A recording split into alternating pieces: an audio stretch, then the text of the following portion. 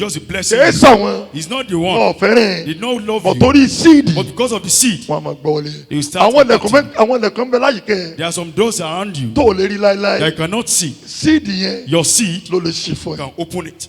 There are some help that can never come to you ever. But if you know the secret of the seed, you start bringing it.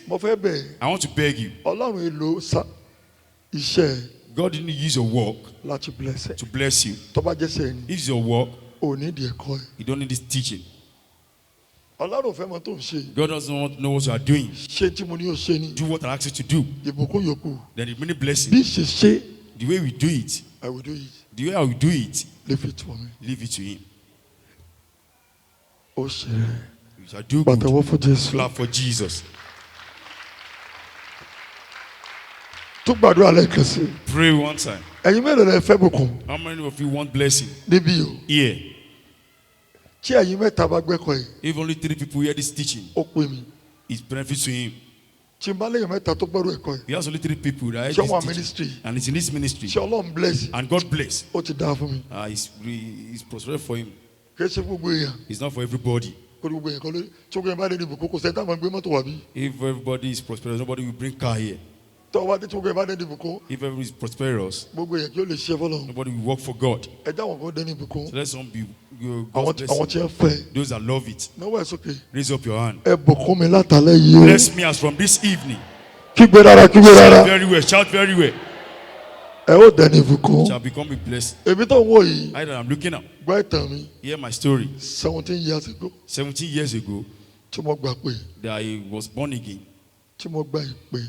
That I received a calling. He didn't have any member. He's living in his father's house. 1 room. That doesn't have bed. That's where he got married to. This is our mom. They are sleeping together. In his father's house. The ministry started. There is no member. Gradually he's having member. So 7 people. 8. What he's doing since that time? That he's sowing seed. He didn't go to the boss's house. There's a church there. That's very good news. He didn't go to Parrot. He didn't go to Agility. He didn't know anybody there. That's our sister. God still brought someone working in Agility. I want to tempt him. Never. He didn't beg him once. Sunday. Every Sunday. Every week. Every week.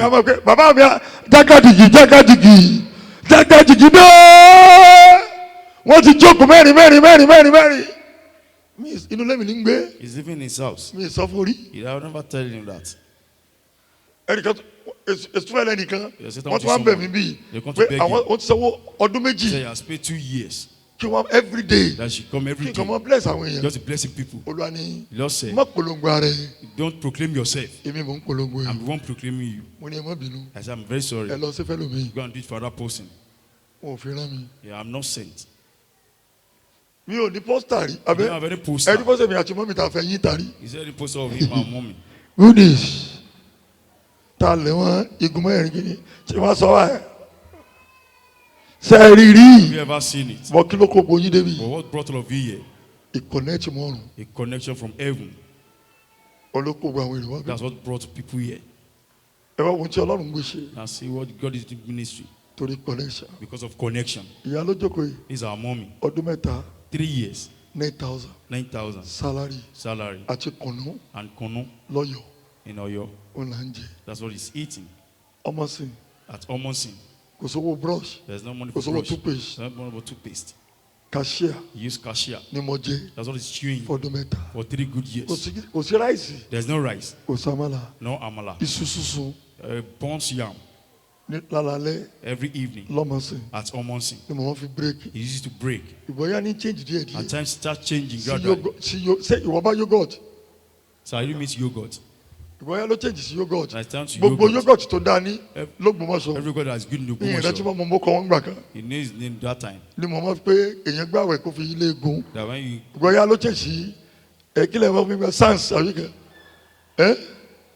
Juice.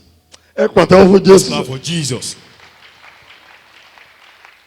Sọ fẹ́ nìkan pé. Tell someone beside you. Ọlọ́run ń bùkún èèyàn o. God is blessing someone. Sọ pé Ọlọ́run tó ń bùkún àwọn èèyàn o. He still blessing someone. Ìbéèrè. Any question? Ìbéèrè. Má fi sọ́kàn béèrè tí o bá yẹ. I don't put it in mind. Ask anything. Ìdámẹ́wàá, owó ọrẹ, offering, àkọ́so, first fruits, àti fífi fáwọn aránṣẹ́ Ọlọ́run. Giving to the ministers of God. Ìbéèrè. Any question?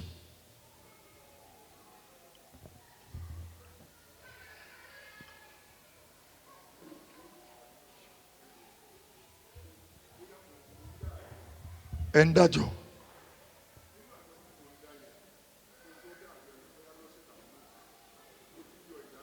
Okay, sir.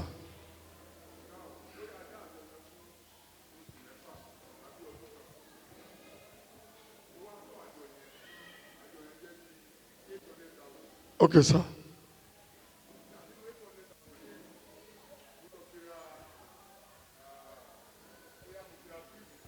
Okay, sir. Okay, sir. Tẹ́lẹ̀ o.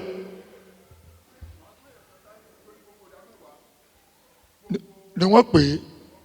Ṣé màá tó aṣọ táìtì rẹ̀ géyìn lórí fáàrù tí mo tẹ̀ sọ? Yóò dá. Ẹ jẹ́ kí n dáhùn béèrè báyìí. Answer the question like this. Ẹ wá sí church báyìí. Go to church. Lẹ́yìn ẹ̀mí bá ní. The spirit says. Gbogbo ẹ̀yin tẹ́ wá church. Love that you come to church. Mo fún yín 1 million. I give you 1 million. Everybody lọlé. Everybody go back home. Ẹ bá gbọ́ pé àwọn kan tó wá. I say another person come. Wọ́n tún gba 1 million. They collected 1 million. Kí lẹ ṣe? What will you do? Ẹ dá mi.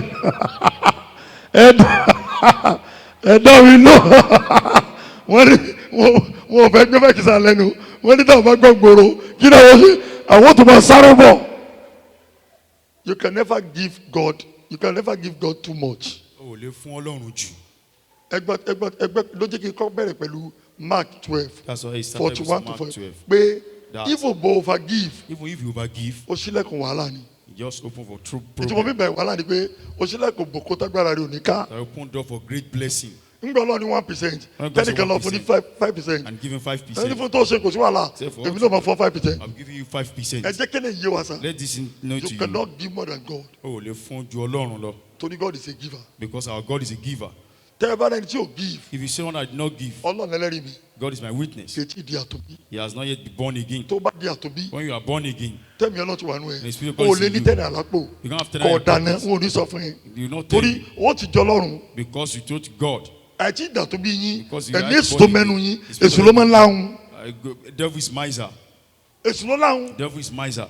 Sáyà tó bí òní gífìn. A sign of gbogbo àtàwọn ti dàtò bí gífìn èlé fún wa. When you are born again, giving is àìjẹ not fún wa difficult. àmọ́ fẹ́ gífìn ni àwọn ọmọ wa wà láàánú. You want to give. tọ́wọ́ bá ti wà lọ́wọ́ bẹ́ẹ̀ dáná nù. When you have money, you are in trouble. sọ́ọ̀tì yé yín. Is it clear to you? mo ò ní lù yín. That they will not beat you. bẹ́ẹ̀ ti ṣe táìtì tẹ́lẹ̀. If you have already paid your tẹ́ tithe. tó sàn mí. And you still pay tẹ́ on tó that sàn one. mí. You still pay on that one. torí ìjẹ̀ tó gbọ́dọ̀ ẹgbẹ́ tó sàn mí. And you are- ọlọ́run pé kò sí wàhálà. No problem. ẹ̀yin ọ̀run Heaven. ẹ dàbùkù bò náà. Now, bombarded with blessing. mo sọ tí pásọ̀ kan fún yín bí. I told you what pastor Tony that he said. silent please ẹni sùn díẹ̀ olóòní oníbàtà 94 ó sì gífù 90 lọ́jọ́ Sunday kan fáwọn pásítọ̀ rẹ̀ ó sì kú mẹ́rin ìgbà tó di àárọ̀ ọjọ́ kejì ẹnìkan ó sì lọ ra ó lọ shoe company trailer shoe trailer ó sì rà ó sì gbé wá wájú ilé pásítọ̀ gbẹ́gbẹ́gbẹ́ tàbí olórí wa ní kí n kó bàtà fún yín pásítọ̀ ní ìgbà tí ń ta wàdà olúwa ní kí n kó fún yín olúwa ní pásítọ̀ ní trailer tuntun olúwa ní you think you can give more than me. Orogbo lè fún jù mí lọ. ọlọ́gí bàtà nẹ́ẹ̀tì èmi náà fọ́ ọ̀tá yẹn tí wọ́n náà ṣe. And I give you more than what you have done. ẹ wá bí mi ní sọ̀tà fún yín. I will tell you a story. ẹ wá sí èkìsà tí wọ́n lọ ṣọ́ọ̀ṣì. See the Tata clothes you are taking to church. wọ́n tó ní pásítọ̀ lásán. You know I say pastor. bóòlù sí nílé èkìsà. Why you not use Tata clothes?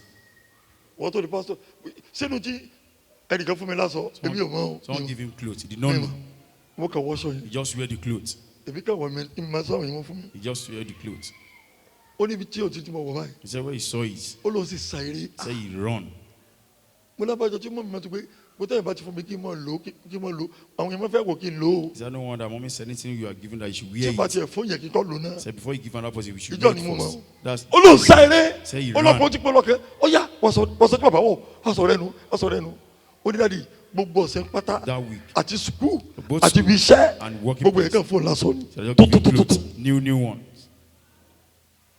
torí pé mo wọ̀. Because you wear it. ìbéèrè mi. Any question? Safiyat. bá a fún Safiyat. Praise the Lord. Bí olú àkóso first fruit tẹ̀sán ìlú àwọn tá à ń tajà báwo la ṣe lè san. ìbéèrè tí mo kọ́ ẹ máa béèrè náà Ọlọ́run ṣàánú yín gbogbo ẹ̀yin ọlọ́jà Ọlọ́run ṣàánú yín ẹ jẹ́ kí wọ́n ṣe máa fún ẹ ní márùn pọ̀ for example tó bá ń tajà. If you are selling something. tó o bá jó ní bìrìbìrì. If you are no buyers. At least on the tithe. At least you are paying your tithe. From your tithe. From your tithe. Ó yẹ kó lè calculate first fruit. You must calculate your first fruit. Torí ìdámẹ́wàá ni. Because it's your tithe. Ṣé tó bá jọ sọ̀sẹ̀. If it's weekly. Lọ sọ tithe. Paying tithe. Calculate tithe yẹn. Calculate your tithe. First fruit ọjọ́ mẹ́rin oṣù kan. It means 4 for a month. So calculate mẹ́rin papọ̀. Now calculate the 4 together.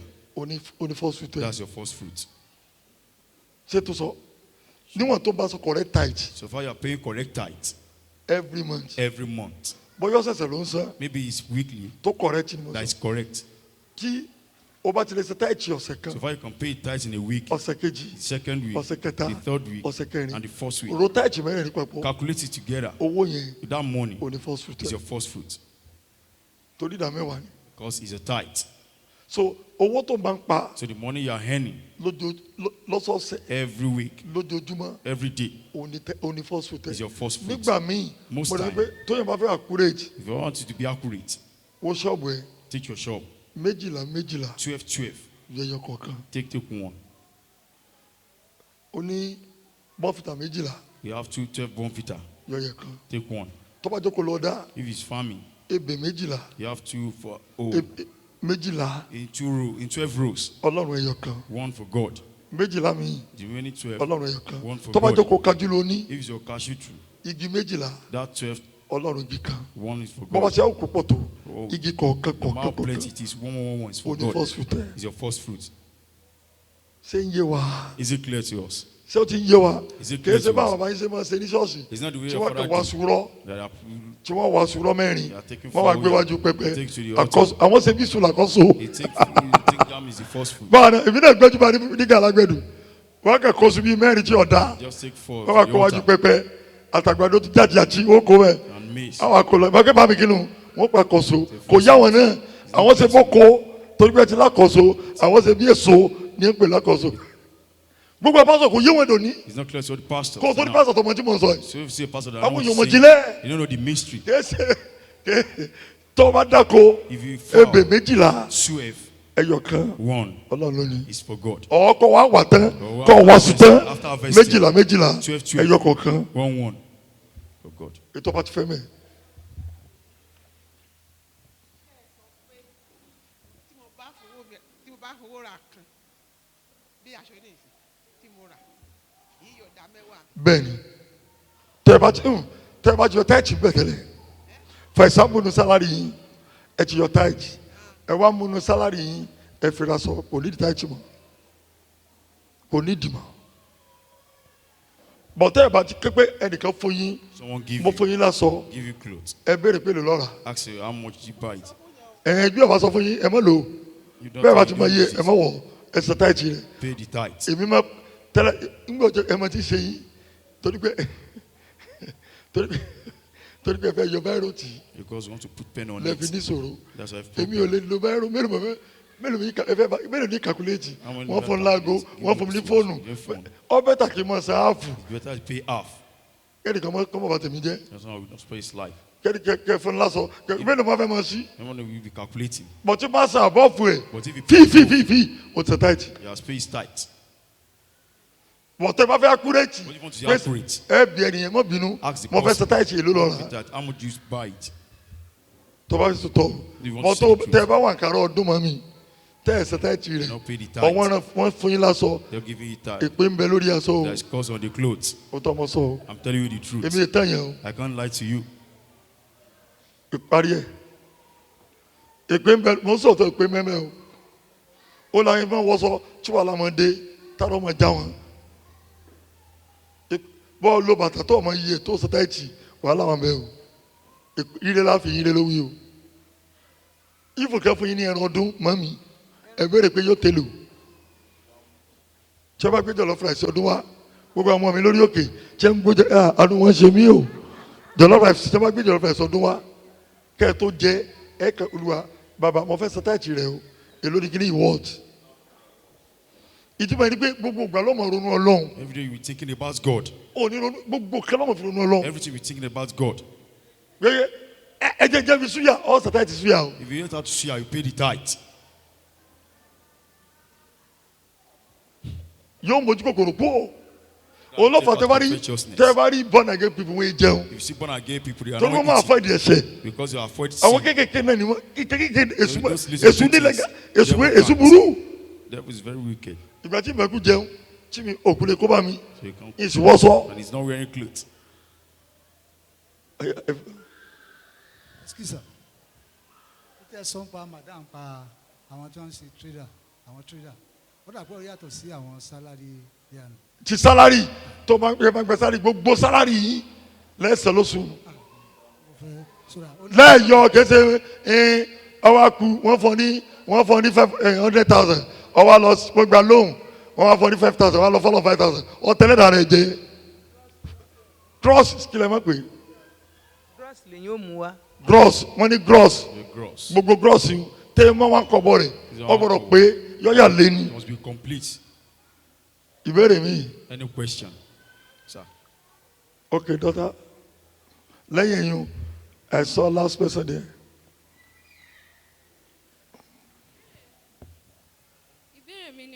Ká sọ pé wọ́n bù mí ní nǹkan tó tó bí 200,000 naira. Okay. Ká ní wọ́n bù mí bí laptop nísìn. Okay. Mo dẹ̀ ní ìdá ti san táìtì 20,000 naira. Okay. Mi ò dẹ̀ ṣiṣẹ́ kò síbi tí mo ti fẹ́ rówó. Okay. Ẹ dẹ̀ ní tá a máa ti ń lò lọ tá a bá san táìtì ẹ̀ ègún wà lórí èèyàn. Lágbára Ọlọ́run. Mo dẹ̀ nídìí ẹ̀ as student láti máa lò.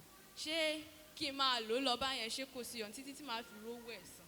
Bẹ́ẹ̀ni, but ọjọ́ kan ní laptop yóò ṣe kàkà gbò. He did that laptop will crash out. Ọjọ́ kan ló lè yóò gbé. Or it's if you come. But ó dẹ̀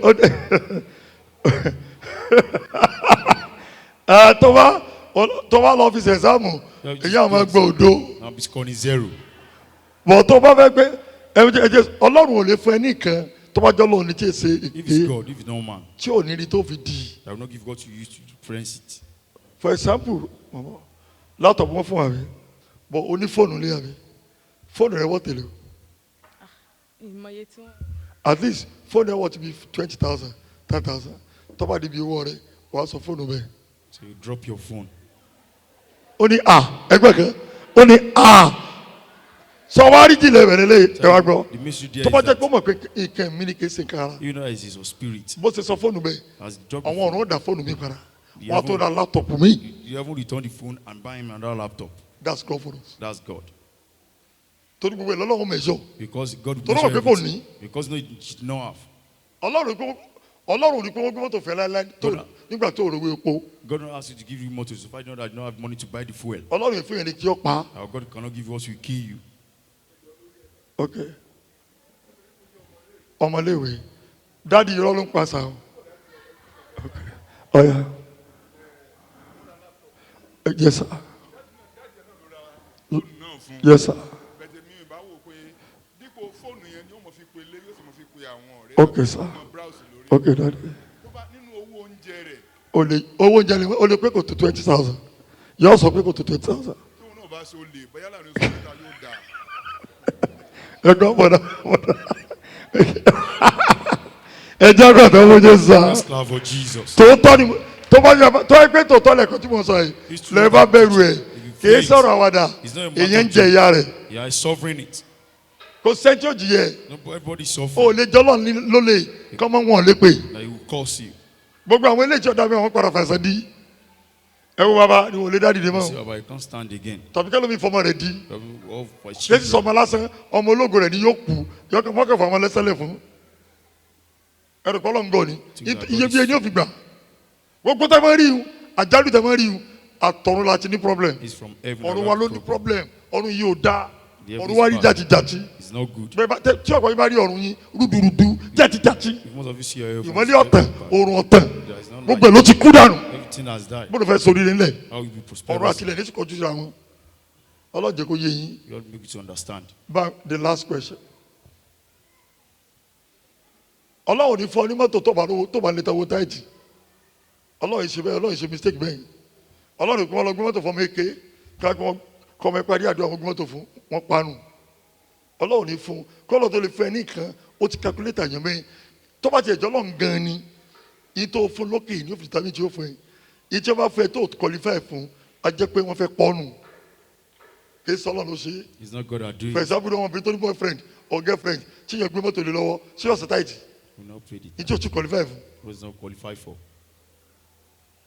Ohun tọ̀run tá a máa ń gbà kì í dá wàhálà sí ni kì í dógun fún yẹn kì í fún yẹn wàhálà kọ́lọ̀ tó fún mi mọ́tò yóò ti di pé ìjọ ọmọ sanwó epo ti wà lọ́wọ́ mi kẹsì pé àlọ́ durability fún mi wọ́n yẹ kí ẹ máa bá mi tì í wọ́n á dé bá jọ ta ẹ̀yin ọmọ ẹni wọ́n fẹ́ sóríire kó mú owó epo wá ọ̀rẹ́ ìjọba ara mọ́tò lónìí ọyẹ ọmọ fẹ́ tayọ ọmọ dáwọ́ orí ọ̀tà wọ́n ṣépè fẹ́lẹ́ nu tọ́ọ̀bà lówó epo má gba mọ́tò ìbéèrè.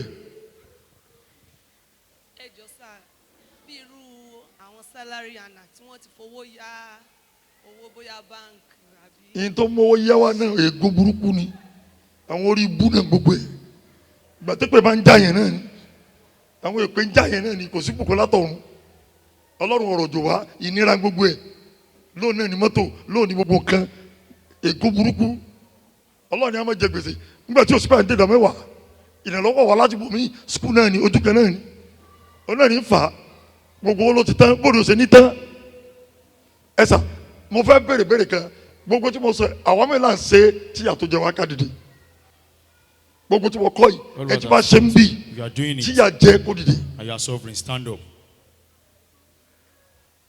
olóòótọ́ lọ́lọ́ tí èmi sìn mo lè fọ́ gbẹ́ àfẹ́ ní gbéà ẹni tí bá ṣe tí mo sọ ẹ̀ níbí pé dádì gbogbo ẹni mo ń ṣe ìyá sì jẹ mí dìde.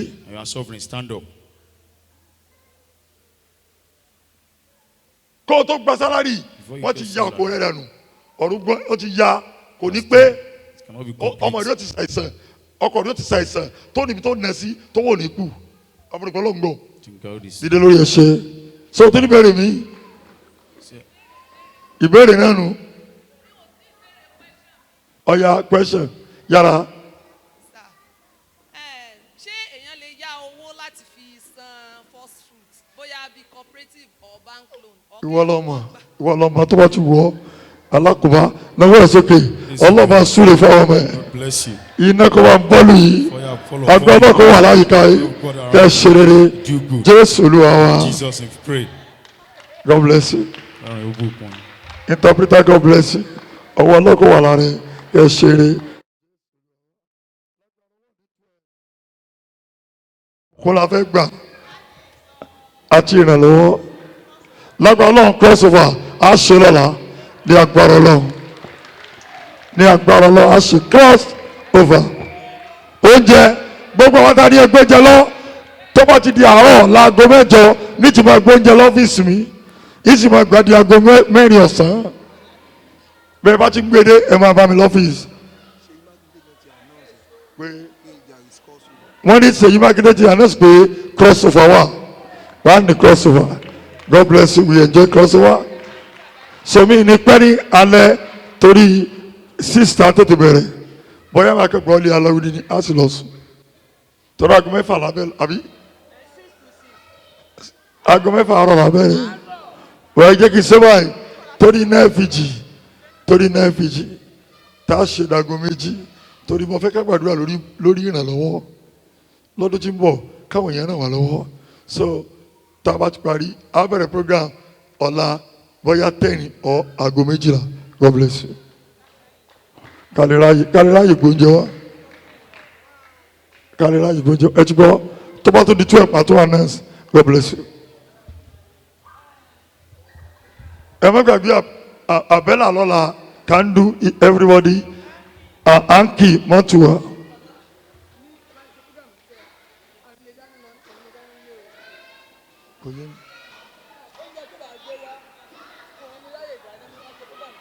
ok ohun tó fẹ́ máa ṣe tẹ́lẹ̀ ní pé a máa kọrin a máa jó ìgbẹ́ bá tó dé náà nìyí tẹ́ bá ti bá à ń jó lọ ni kò sádùá á kàn máa yin Ọlọ́run ni à ń yin Ọlọ́run lọ ni ẹ ti gbọ́ sà ìgbẹ́ bá tó dé ni ọ̀bádẹ́lágo kan ọ̀bádẹ́lágo mẹ́wàá àjọmọ́ ọmọ jẹ́ wà lọ náà ni ẹ sájà ọmọ gbóúnjẹ bọ̀ ẹ ti gbọ́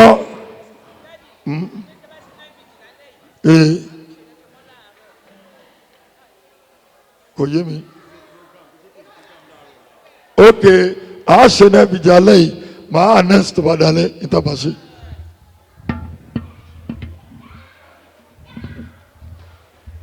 àwọn ọmọ mi fẹ́ dáná wa torí iná tá a fẹ́ jẹ ìwọ̀n bá ṣe ṣe pé ká kó bẹ̀rẹ̀ programu láago 12 ọwọ́ aago 1.